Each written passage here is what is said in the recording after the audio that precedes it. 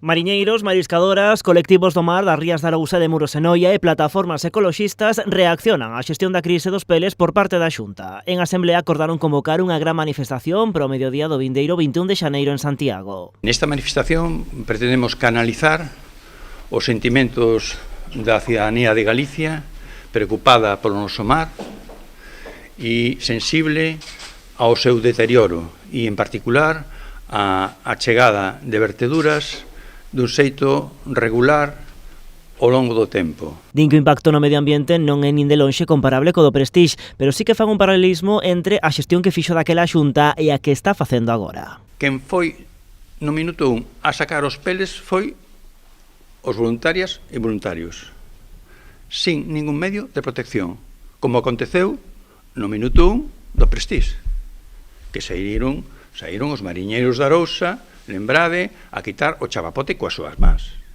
De acordo?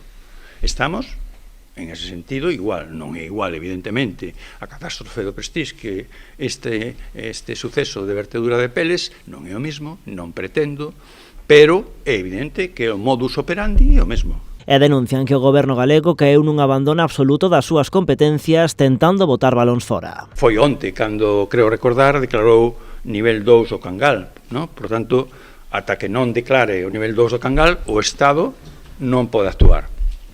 E logo, que justificación hai para que un plan de contingencias de Galicia que se anunciou a bombo e platillo no seu día como un instrumento moi importante, que justificación hai para que se tarde prácticamente un mes en poñelo en marcha?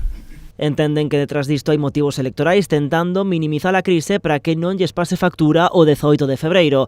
Eles aseguran que non queren intervir nesa cita electoral, pero que sairán á rúa para defender un sector do que viven centos de familias nas rías. El sector marisquero principalmente, pero el sector de la pesca en Galicia en general, va cuesta abajo y sin frenos. Y esto no es que lo digamos nosotros, es lo que dicen los propios datos de la Xunta de Galicia, sobre todo lo que tiene que ver con producción de berberecho, de almeja, pero también en otros campos, porque sucede lo mismo con otras especies, incluso con el sector del mejillón, etcétera, con otros muchos sectores.